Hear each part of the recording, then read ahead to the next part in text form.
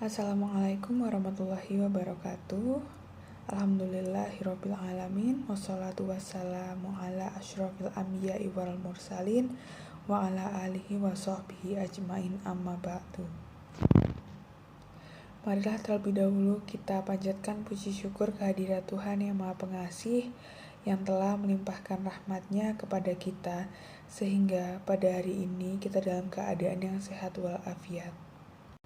Kepada hadirin yang saya muliakan, perkenalkan saya Putra Azka Fairuza, NIM G1A121068. Pada kali ini saya meminta izin untuk menyampaikan pidato saya yang berjudul Fitrah dalam Beragama.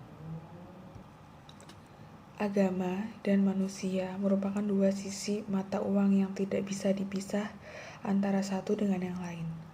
Manusia hidup memerlukan agama sebagai tempat untuk mencari ketenangan dan keridhaan Tuhan, dan agama hadir untuk menjadi petunjuk bagi umat manusia.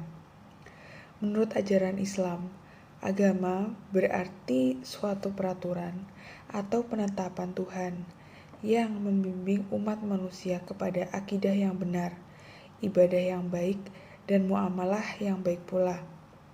Sedangkan manusia merupakan hayawan al-natik atau makhluk yang berpikir, yang pada hakikatnya adalah makhluk pencari kebenaran. Di sini bertemu antara agama sebagai satu hakikat yang benar dan manusia dengan akal sehat dan hatinya sebagai makhluk pencari kebenaran. Hadirin sekalian, manusia adalah makhluk Allah Subhanahu wa Ta'ala yang diciptakan sesuai dengan fitrahnya, sesuai dengan hadis Rasulullah SAW yang berarti tidaklah dilahirkan seorang anak melainkan atas fitrahnya.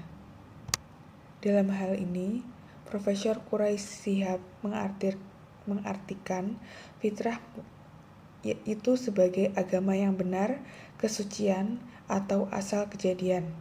Asy-Syarif Ali bin Ahmad Al-Jurjani, seorang ahli bahasa Arab dari Persia, mendefinisikan fitrah sebagai watak yang senang menerima agama. Sedangkan para fuqaha atau ahli fikih mengartikannya sebagai tabiat yang suci dan asli yang membawa manusia sejak lahir belum pernah disentuh oleh cacat atau aib apapun.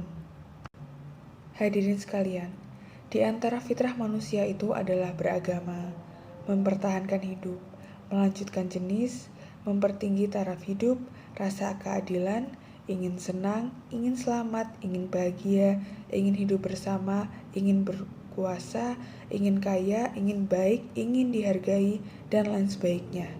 Namun, di antara sekian banyak fitrah manusia itu, fitrah beragama adalah fitrah yang paling utama dan yang paling murni sebagaimana yang dijelaskan oleh Profesor Dr. Hamka yang mengatakan bahwa rasa bertuhan adalah perasaan yang semurni-murninya dalam jiwa manusia.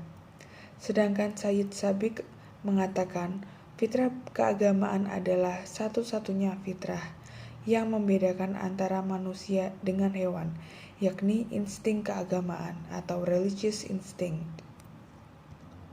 Hadirin yang saya hormati, William James menegaskan bahwa selama manusia masih memiliki naluri cemas dan mengharap, selama itu pula ia beragama dalam artian berhubungan dengan Tuhan yang Maha Esa. Itulah sebabnya mengapa perasaan takut merupakan salah satu dorongan yang terbesar untuk beragama. Karena itulah manusia membutuhkan agama, paling tidak karena beberapa alasan. Yang pertama yaitu dikarenakan keterbatasan akal dan kemampuan manusia. Yang kedua, sebagai obat kegelisahan dan kegersangan hati. Dan yang ketiga, sebagai tempat mencari keselamatan dan kebahagiaan di dunia dan akhirat. Hadirin yang saya hormati, secara umum, kesadaran manusia akan pentingnya agama dalam kehidupan manusia, antara lain karena agama merupakan sumber moral, petunjuk kebenaran, sumber informasi tentang masalah metafisika, Dan yang terakhir yaitu bimbingan rohani bagi manusia, baik di saat suka maupun duka. Sebagai sumber moral, agama menjadi nilai kehidupan yang membedakan manusia dengan hewan. Manusia pada hakikatnya tidak ada bedanya dengan hewan tanpa memiliki nilai moral. Dan manusia tanpa moral atau manusia yang membinatang ini sangat berbahaya. Ia lebih jahat dan lebih buas dari binatang buas itu sendiri. Tanpa moral, kehidupan akan kacau. Tidak hanya kehidupan pribadi dan perorangan, tetapi juga kehidupan masyarakat dan negara. Karena orang sudah tidak peduli dengan baik dan buruknya atau halal dan haramnya. Dewan juri yang saya hormati, agama Islam yang diturunkan kepada Rasulullah Muhammad SAW sebagai agama terakhir dan penyempurna dari agama-agama sebelumnya. Itu merupakan satu-satunya agama yang selaras dan sesuai dengan fitrah manusia, karena Islam hingga kini merupakan agama yang masih murni mentauhidkan Allah Subhanahu wa Ta'ala sebagai Tuhan yang Maha Esa, sebagaimana yang telah dijelaskan pada Al-Quran surat Ar-Rum ayat 30 yang berarti, maka hadapkanlah wajahmu dengan lurus kepada agama Allah. Tetaplah atas fitrah Allah yang telah menciptakan manusia. Menurut fitrah itu, tidak ada perubahan pada fitrah Allah. Itulah agama yang lurus, tetapi kebanyakan manusia tidak mengetahui. Fitrah Allah dalam ayat di atas maksudnya adalah ciptaan Allah Subhanahu wa Ta'ala.